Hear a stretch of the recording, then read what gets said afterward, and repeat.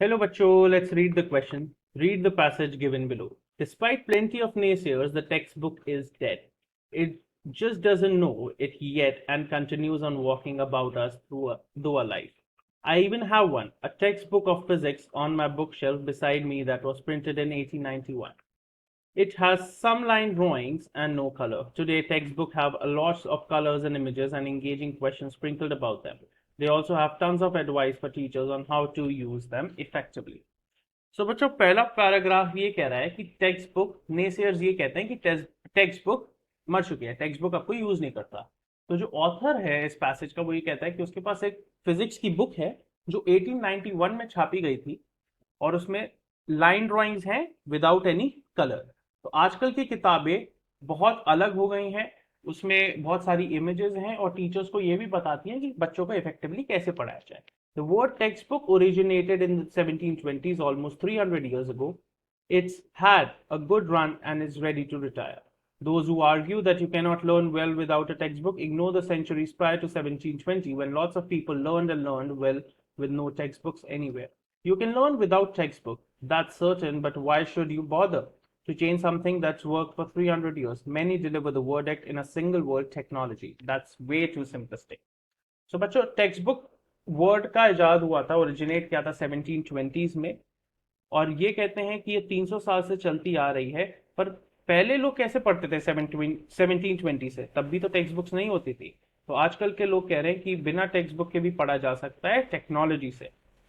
Now, paragraph 3. We have seen film loops, overhead projectors, motion picture projectors, machine scoring of tests, and myriad of technological innovations in classrooms.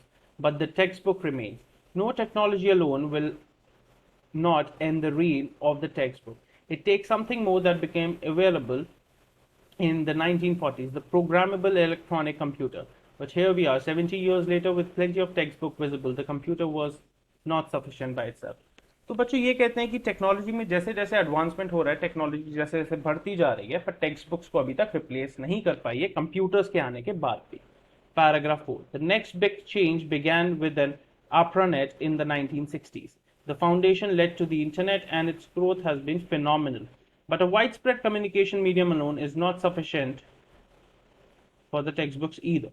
Inexpensive computers, easy to use interface, GUIs are ready access to internet all contribute.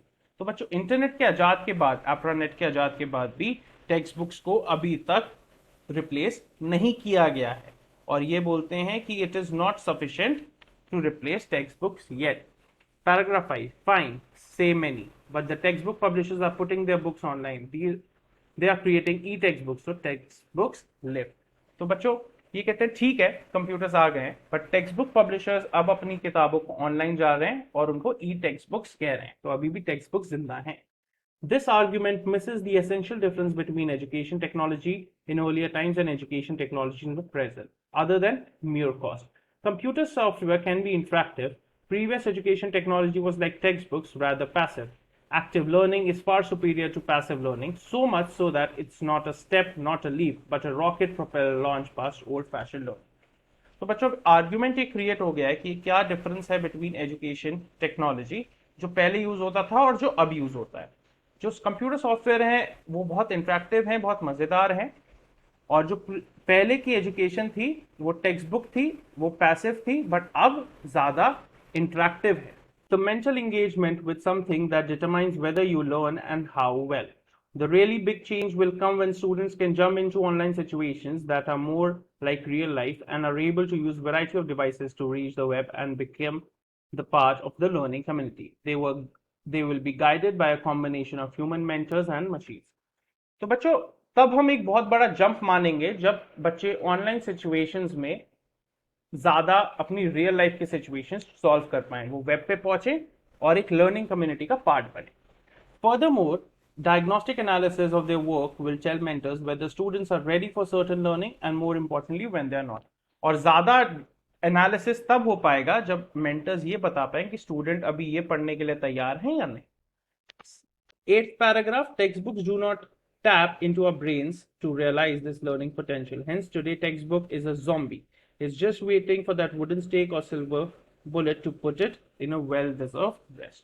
तो बच्चों text books ये नहीं बताता कि हमारी learning potential क्या है, इसलिए टेक्स्ट बुक्स आजकल मरती जा रही हैं। बस एक वेट है कि एक वुडन स्टेक या सिल्वर बुलेट, ये मेटाफोरिकली यूज किया गया है, और फिर उसको खत्म कर दिया जाए जड़ से। Now, on the basis of your understanding of the passage, answer the following question. We have seen film loops, overhead projectors, and a myriad of technological innovations in the classrooms. In other words, we can say that the author has seen film loops, projectors, and dash technological innovations in classroom. तो बच्चों क्या उसने बहुत तरीके के innovations देखे हैं?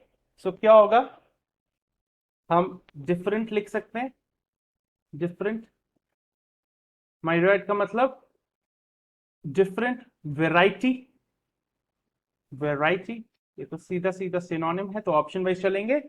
सो option A is various, option B is definite, option C is distinct, option D is complex. So it is absolutely evident the option A is the correct one. Variety matlab various. So we'll go with option A. So the final answer is option A. I hope you understood it well. Best of luck.